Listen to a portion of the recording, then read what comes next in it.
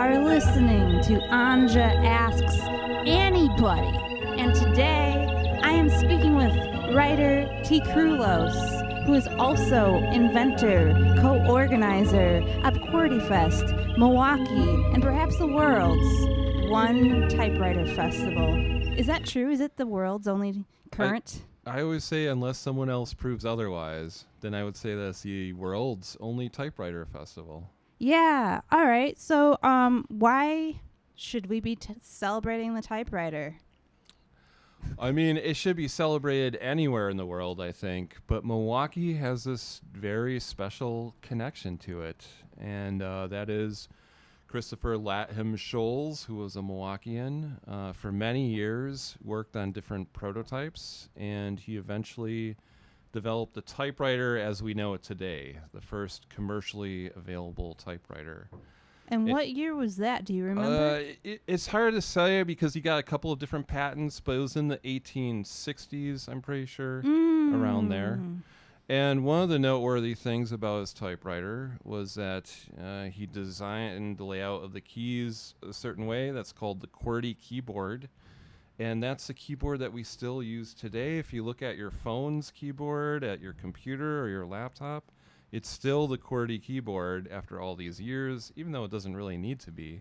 Yeah, you'll look down and you will see the word QWERTY. Yes, as the first letters on there. So, you know, that's really a significant accomplishment that he created this device that really revolutionized the way that the world writes, you know? Yeah. So, you've been doing this for three-ish years. Third year, yeah. Yeah. And you organize this with Molly Snyder. Mm-hmm. When you two first had the idea for QWERTYFEST, what were you envisioning and what has it become in reality? I wasn't really sure. I guess the inspiration for the event, by the way, if you go downtown, kind of near Turner Hall, there's a historic marker on the corner. And it says, you know, the typewriter was invented here. And I was like, why is that not really celebrated more in Milwaukee? So I put it out on Facebook and kind of just threw the idea out there. And I think my original name for it was like Clackety Clack Fest or something. And people were really interested and thought it was a good idea. And I was like, great, well, what is it going to be? And obviously we wanted typewriters involved. But I think right away I also saw it as a good opportunity for local Milwaukee writers to have something, you know, where they could showcase their work.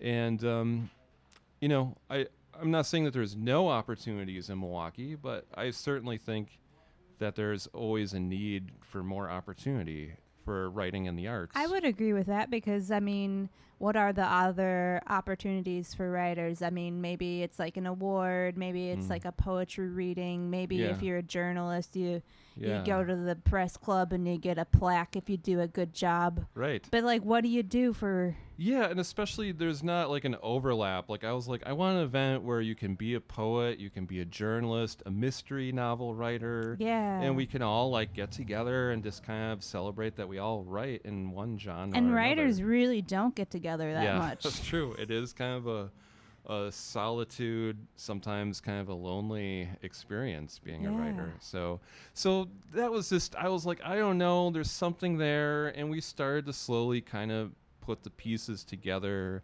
of what the event will actually be.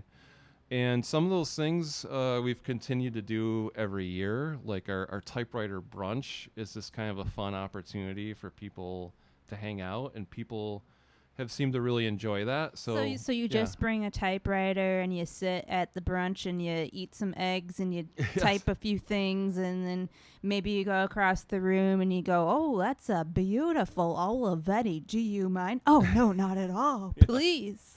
That's exactly what's happened. And we had live music the first year we did it, and we're going to have live music again this year. And it's going to be actually right down the street from where we are at River West Radio right now at the Falcon Bowl, which, you know, it's always nice to have a venue that has some history to it, kind of like the typewriter does. So Falcon Bowl's been there, I don't know, over 120 years, and it's just kind of a classic Milwaukee institution. Yeah, and you can bowl.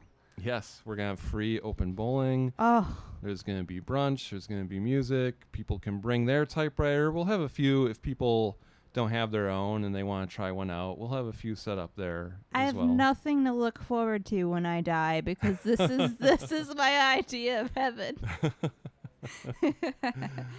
So, but yeah, I mean, overall, the weekend, I think we try to get a really nice balance of like presentations and workshops where people can learn history or take a workshop on writing. But we also have stuff like the brunch where it's just meant for people to socialize and have fun and kind of connect with each other. Yeah, this is like a whole weekend. Yes, October 3rd through the 5th. So stuff going on So all what's weekend. happening on Friday?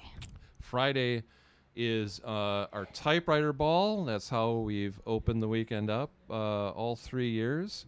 This is the second year we're going to be at Turner Hall Ballroom. What's the dress code? The dress code, you can wear whatever you're comfortable with, but I was really happy to see that last year people wore some very interesting outfits, some retro kind of vintage outfits. There was a couple, I believe it was the Atrocious Poets, who designed these sort of cardboard typewriter costumes. And so it's whatever you feel like. If you feel like dressing up, we definitely encourage that, but you don't have to. All right. And then what's happening on Saturday? Saturday, so we're going to have workshops and presentations at Central Library. And again, if you haven't been to Central Library, and I'm really excited because there's going to be people from out of town who haven't, it is an amazing building. That's where I always take people from Yeah. out of town. I mean, it's just stunning, especially when you walk into that rotunda and look up. It's just absolutely stunning. So we're going to have a variety of presentations and workshops there. And then right across the street, Voices of the Animal Kingdom. Yeah, okay. I will drop the pretending to know nothing about QWERTYFEST shtick I've been doing. But yes, I'm organizing a performance piece at Interchange Theater from 3 to 5 p.m. Oh, not from 3 to 8 p.m. Yeah. I don't know why I make that mistake. But there will be 16 different writers, all representing a different animal they have researched. And so you go in for $10. It's a separate payment than the rest of QWERTYFEST, but you can pay $10 and you can ask up to 16 different animals the same question and get 16 different responses. And I've also been making prints of each animal, original artworks that you can also get should you like. And there will be live music and there's a bar as well, so it's a cool place to hang out. Yeah, really interesting. I've actually not been into that space yet, so I'm interested not only to visit and see the animals, but to see the space itself, because it's like in the basement of a church. Is that correct? Yeah. It used to be, if you've ever been to what was in Tandem Theater. Okay. But that was what it was for many years. They have like a black box theater in there that is now for comedy. Like they do improv comedy there typically. Oh, okay. Yeah. Mm-hmm. Wow, that's interesting. So that's going to go on, and then there's plenty of time to check that out and still get over to our sort of closing party for the day is Saturday night at the Newsroom Pub. That's a separate ticketed event. You can find more information, by the way, QWERTYFEST.com.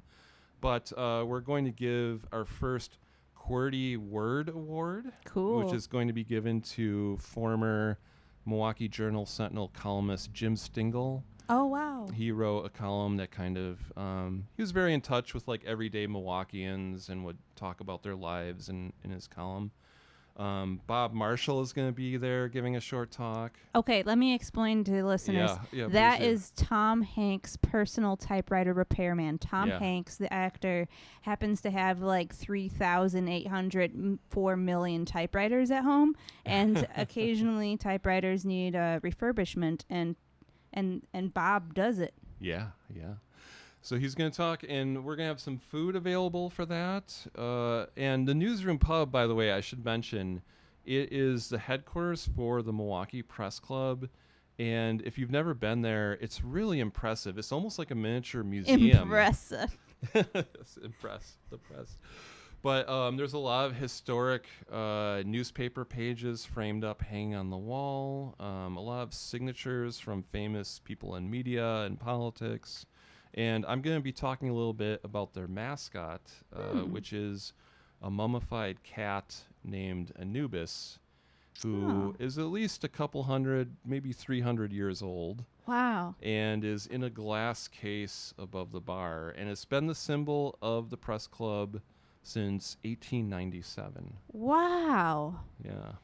How did they get their hands on that? Well, it's an interesting story, and to give the short version, a journalist visiting Madison stole the cat from a display at the Wisconsin Historical Society. Wow. Brought it to Milwaukee and was like, "Hey, I got this mummified cat," and everyone was like, "Awesome! Let's make it our mascot. Let's name it Anubis." Wow. And it's been their mascot ever since. Journalists are gutsy people. Oh yeah, and so then Sundays the brunch Yes. and bowling. So what's your relationship with typewriters? I've had a pretty long one. This is a kind of a fun story. I don't get to tell much, but when I was 15, my first payroll job was at Arby's. I got my first check, which is, I don't know, maybe $200 or something. Mm-hmm. And I was like, wow, now I'm rich. And I was interested in writing at that age. That was not enough money to buy a computer at that time, which was like the mid-90s. Mm-hmm. So I went to like one of the big box stores, and they still sold electric, like Smith Coronas. So I used that first paycheck to buy an electric typewriter and type little stories on it. Do you still have it? I don't. It actually, well, this is another long story, but the short version is one of my roommates went on a drunken rampage and destroyed my typewriter, among many other household items. But I've always had sort of an appreciation for typewriters, you know, especially being a writer. I have this romantic vision of, you know, the journalist or the mystery writer clacking away. And so I've always, you know, had a soft spot in my heart for them. Did you go through a number of years where you did not have a typewriter? Probably. I think you know, my one had been smashed, and I didn't think too much about replacing it until actually here in River West. I was walking down the street, and on the curb there was a case that said "Free Works," and I was like, "Oh, I bet this is a typewriter." And sure enough, it was a like 60s manual Smith Corona. Oh, those are the best. Yeah, very solid piece of machinery. And I brought it home, and you know, I was doing a lot of writing on my laptop at that time. But, you know, I would take it out once in a while and just kind of as a palate cleanse would write some kind of silly little poems and stuff on it. What year is this about? 2009 or so. Okay. Yeah. So you had a few dry years with the Yeah. typewriter, but Yeah. then you got clacking again. Yeah. Yeah. What are typewriters good for these days? They're good for getting off the internet. Yeah. I mean, and I feel like that was my feeling when we started QWERTYFEST like 3 years ago, and it's only increased a lot. Oh my goodness. I mean, even today, okay, so I was writing an email and like I was fighting multiple forms of AI. Like, yes, yeah. like one was the AI that was like, "Hey, do you want me to write this for you? Hey, just click right here and I'll just think for you." Yeah. And then the other form of AI is I have a plugin for the app Grammarly, and Grammarly sure. is constantly just yelling at me like, "Hey, this would look better if you formed this as a paragraph." It was like this. Like, no, I want to write an email that is wrong. Yes, Please exactly, allow me to be wrong. Yeah, no, it's very frustrating. Especially Google now, it'll like try to summarize, and there's been a couple times where I'm like, "That's wrong. Your summary is wrong, though," and I know that for a fact. Yeah. So it's so invasive that, I mean, more than ever, and I think a lot of other people are realizing this too. You know, you're seeing a lot of people who are having a desire to do things with their hands instead of digitally. and writing is definitely one of them. So I think it's really great for people to have that experience of being able to be creative and not having AI and even, sometimes I'll forget I have all these tabs open, so someone will be messaging me on Facebook, and it's distracting. Yes. It takes you out of what you're doing. So Yes.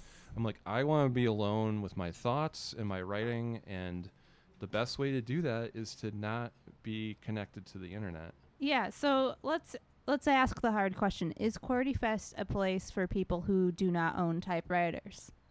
Yeah, I think so. It's everyone gets their start somewhere, and I definitely don't want to be like a gatekeeper or be like, oh yeah, name 3 different types of typewriters. Yeah. Like I think a lot of people have a curiosity, and this is a great chance for them to try some typewriters out without having to commit to buy one. Yeah. And so you shouldn't feel foolish if you don't know how to use a typewriter. People there will be glad to show you how to do it, how to put a piece of paper into it and shift and all that type of thing. Definitely. I'm definitely going to have a session for many people who are part of my performance just to show them how to use a typewriter first. Yeah. So. Yeah. And it's not like a religion either. Like there's no expectation that once you go, you must get a typewriter. Right. You must become one of us. Like you can still leave and you can go back to your typewriterless life. Yeah. And be an okay person. If the only 3 days a year that you use a typewriter is QWERTYFEST, that's totally okay. Yeah, that's a massive improvement to your life. Yeah. Yeah. Who are the types of people who are attracted to typewriters? I found a really wide range, and that makes me really happy, especially last year and going into this year. We see people who are nostalgic, older people who might have had a typewriter be part of their daily life in the past, and there's a nostalgia for that. But we also see young people who have maybe never used one, but again, that sort of thing appeals to them. Typewriters, vinyl records. I was just visiting Retrospect. They're doing good business selling VHS tapes. There's sort of a desire for these older things and figuring out how they work and using them again. And they've been, kind of appearing in pop culture a lot recently. Taylor Swift did this music video where they're typing away on these magic typewriters. I just watched Wednesday season 2 on Netflix because I like the Addams Family, and a typewriter is kind of the central focus of the storyline. Like she's like working on this novel and exploring her thoughts through this typewriter. So I think there's a kind of wide appeal from writers and people who are mechanically inclined. We've got the mechanical keyboard community is involved. They're going to be at the brunch with us, tabling and displaying their stuff. So, there's certain like engineer-minded, mechanical-minded, but also creative writers and a wide range of different artists of many different ages. Have you ever seen anyone get in a debate at QWERTYFEST? Oh, do you mean like a QWERTY versus Dvorak or anything? Like I don't know. I mean, you get all these people who are so passionate about things. I'm sure occasionally you get people butting heads. I think it would be. I haven't seen it. It doesn't mean it's not happening, by the way. Yeah. I'm usually running around, so there's a lot of things I don't pick up on. Yeah. But I would love to see a debate between different keyboard layouts. I'd love to see a debate about use of the Oxford comma. Yeah. Stuff or even like just that. use of the typewriter. See, that's something that happens to me a lot. Is I'm part of there's 2 camps of people who I think who really get into typewriters from my observation. There's like the collectors. Yeah. And maybe they're a little bit older and they grew up with typewriters and they're used to the idea of everything must be correct on a typewriter because you can't make mistakes because otherwise you'll have a bad grade. But then there's this generational divide of people who did not grow up with typewriters, and it's it represents this very opposite thing. It's like a very freeing device where you're allowed to type whatever you want and you don't care about mistakes. No one's trying to correct you as you write. Yeah. And it's like two very different ways of looking at typewriters. Like when I'm out typing in public, so often older people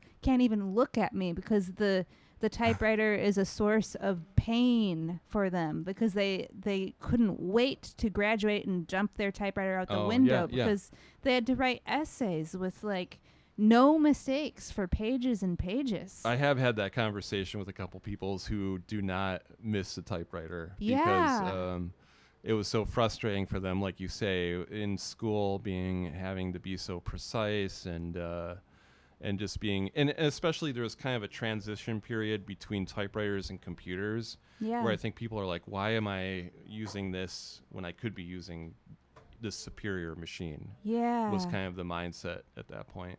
Yeah. But it's so interesting that it's begun to represent the opposite of what it used to stand for. Yeah, totally. Yeah. So how many typewriters do you own yourself right now, do you think?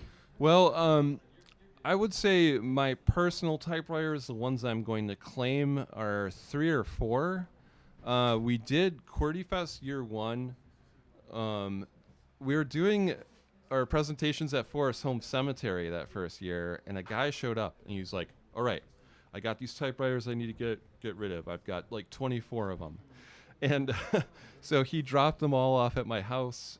Some of those we fixed up and we auctioned. Mm-hmm. I think there's at least one we're going to auction this year at our typewriter auction, which is at the Turner Hall party opening night.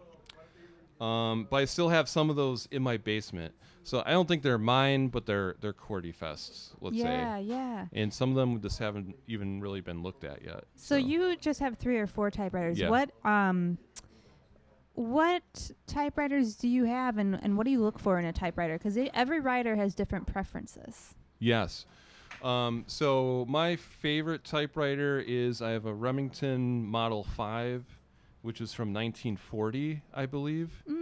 And I really lucked out with this. I was getting I found this thing called an Electrodex, which was a weird 80s gadget that someone had on Facebook Marketplace. And I picked it up, and I'm like, oh, this is great. We're going to have this as like our sign-up machine for QWERTYFEST. And I explained it, and she was like, oh, I got something you might want. And she brought this Remington 5, and it was like in perfect shape. She had been cleaning out her father's attic, and had obviously been sitting in this attic for decades without being used at all. So it still works very nicely, and it's very satisfying, tactile, clacking as glass keys. Ooh, yes. Yeah, and it looks like it's brand new. Yeah, so you have multiple Remingtons. Yeah, so that's my favorite typewriter, and I'll always hold on to that one, I think. Yeah. I also have, it's not the same one that I found on the curb, but it's very similar. It's like a 60s Smith Corona. It's like a light blue plastic manual one. I forget what like the specific model is, but like we mentioned, those are very solid machines. Yes. It still works really well. Yes. Yeah. And then okay. Oh, I just want to ask you before I forget, do you have an assignment for our listeners? Oh, I do. Yeah. Okay. So this ties into QWERTYFEST, and this is actually an assignment that would help QWERTYFEST in a small but significant way. So this weekend, this Saturday, we're going to be at Lion's Tooth Bookstore from 3 to 5, and we're giving a makeover we have a vending machine there, and there's capsules in it, and it was a fortune machine. People could pay 50 cents and get a fortune, but we're flipping it over to be a creepygram machine.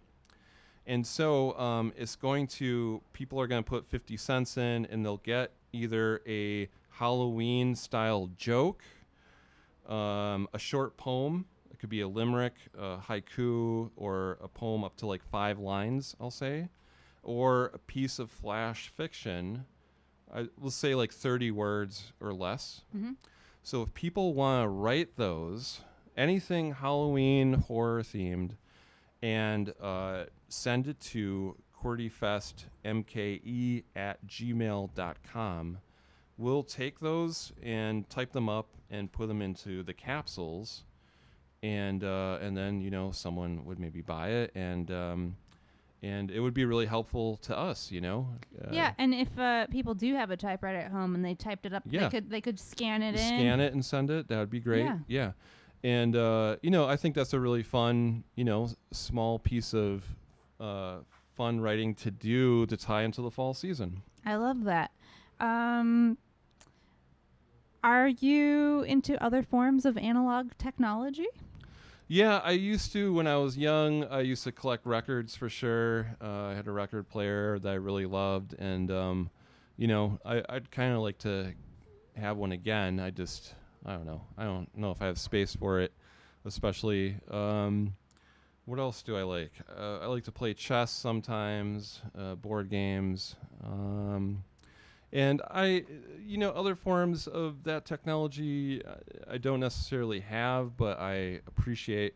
Oh, one thing we're going to have at QWERTYFEST opening night party typewriter ball this year is we're going to have a little lounge area with some Viewmasters that I got, so people can sit there and look at some Viewmasters, including I found some that are like Milwaukee themed. Oh, wow. Like there's one of like pictures of the Milwaukee Zoo from the 70s. Oh, that's and fun. Yeah. I have one from Disney World at my parents' house. Yeah, I should add it to your... Yeah. If people want to like just take a minute and get away from the party and sit down and look through a Viewmaster for a few minutes. Yeah. A that's corner. great. Yeah. There's so much stimulation and clacking. Yes. Yeah.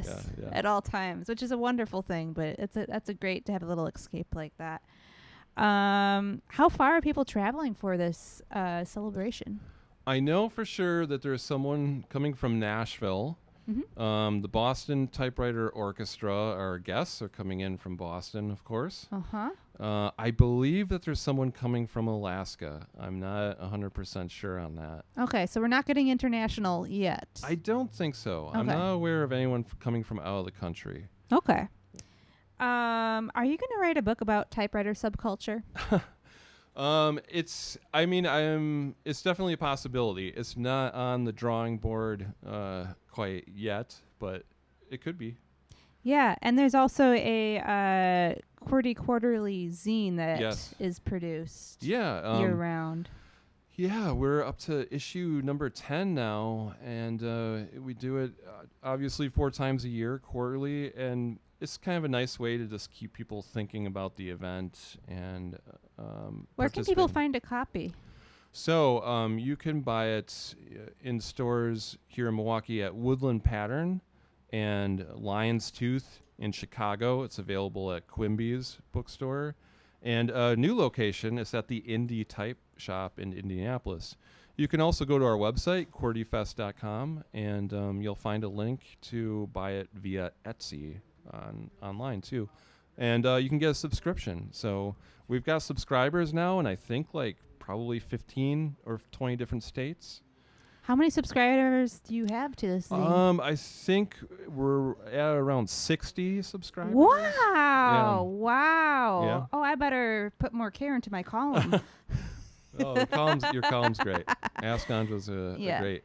All right. So we talked about QWERTYFEST. It's coming up October 3rd through 5th. It's a weekend. People can get tickets at QWERTYFEST.com. Great. Thanks for coming on, Tea Krulos.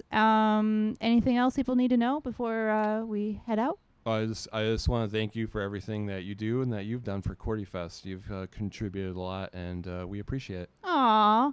All right. Thanks for listening to Anja Asks Anybody. Next week, we'll be back. All right.